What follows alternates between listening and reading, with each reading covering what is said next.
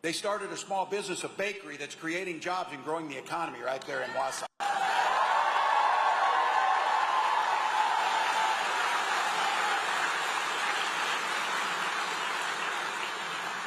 And when I told them that Vice President Harris had no problem answering that, and I have no problem answering that, and people who love this democracy and understand we stand with our friends, it's a very simple question. Ukraine must win that war and push the aggressors back.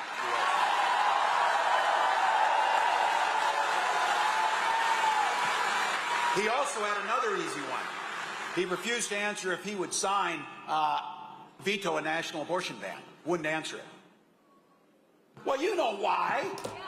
You know why. All of a sudden now he says he's all for the support or whatever. Here's the deal. He doesn't trust women, and they sure the hell don't trust him. Not once did he ever worry that he would have to pay a medical bill. They're out of touch with who we are. Kamala Harris, who grew up in that middle-class family around a kitchen table where you have to decide how you're going to pay the bills with her single mom, she understands that. I think it's pretty crazy that his like rhetorical skills are being wasted on like advocating for the ACA instead of imagining and advocating for a better future for all Americans with progressive policy. Oh, I like Donald Trump. You know, I don't really like how he swears and gets convicted of felonies and found liable for assaulting women. I don't really like that. Good, I'm glad you don't like that. But then they always go, I like his proposals. Which one? Taking your health care? Forcing women to bleed out in parking lots because they can't get health care? Tax cuts for billionaires? And I say this, if you're a billionaire and that's all you care about, he may be your guy. But if you're a working class person, a middle class person, a community member, I can't find much there. And the thing is, you don't have to look very far. He's not giving you much detail, except it's really great. They made it easy for us. They printed 900 plus pages in Project 2025. No one wants that agenda. No one who's not a billionaire wants that agenda. No one wants government in your bedrooms and your exam rooms. No one wants to make drugs more expensive. No one wants to avoid dealing with climate change or making prices more affordable for folks in the middle that we're trying to do. Here's what I'm most proud of. I'm proud with our side of things. While Donald Trump spent his time whining, crying, grievance-filled. Oh, they did me wrong, they did me wrong. It's difficult to be born with millions of dollars. It's difficult to not pay your bills. It's difficult to have the Supreme Court say you can do whatever the hell you want with no consequence. Apparently that's difficult for him. She had to take on predators, fraudsters, people trying to cheat you, career criminals, big corporate interests who think they're above the law.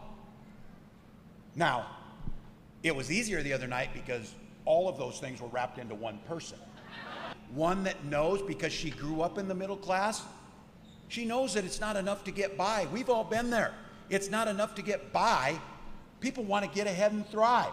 And in this country, the richest country in the world, there is no reason that the gap between the CEOs and the folks who are doing the work, the labor that's doing the work,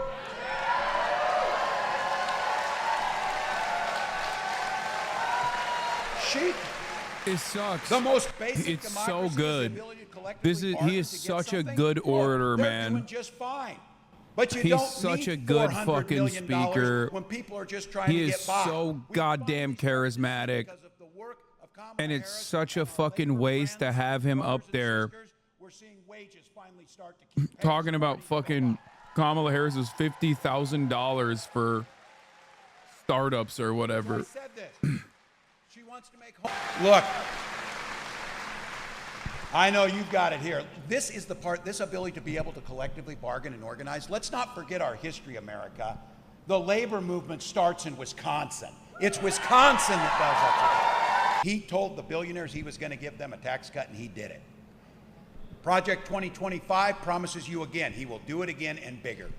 So let's be very clear. When he does that, it cuts out opportunities for all the rest of us. When they do that, it undermines our ability to do the things we know need to be done. So just to be clear, and something you know about right here in Superior and Duluth, that Donald Trump talked a tough game about infrastructure. Kamala Harris got it done. The idea of what it means. Freedom to live your life the way you choose to live your life. Some of us are old enough to remember Republicans used to talk like that too. They used to talk about freedom. They would have never turned their back on an ally.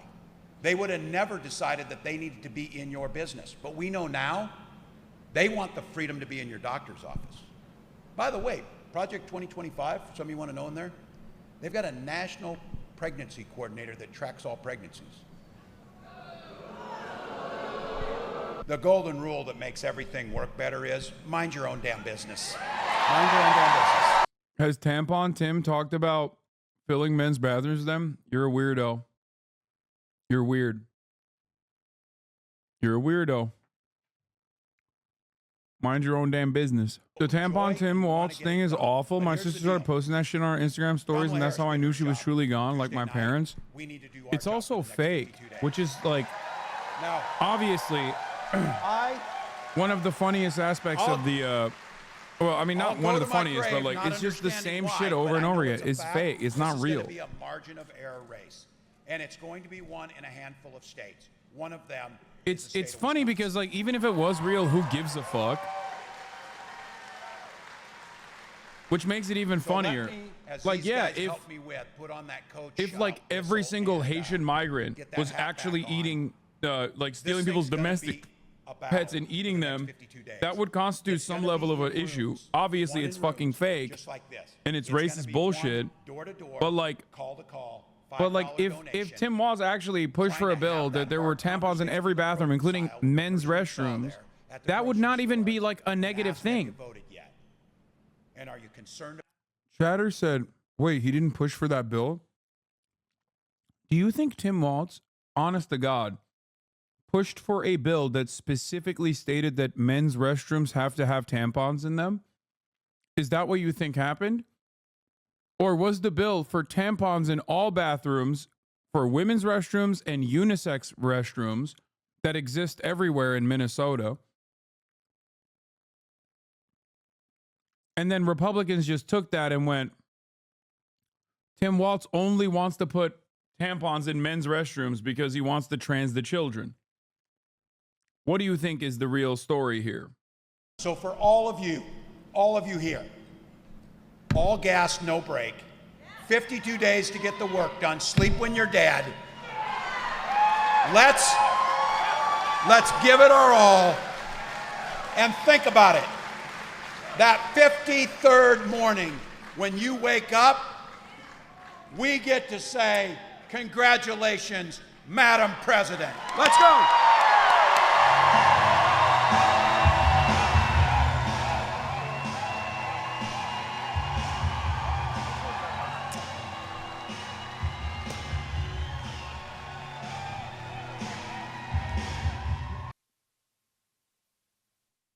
I mean,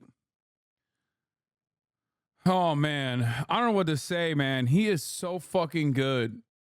He really is truly exactly the kind of like Midwestern pro-labor charismatic orator that you want from a successful campaign that could just run the goddamn table if left to his own devices.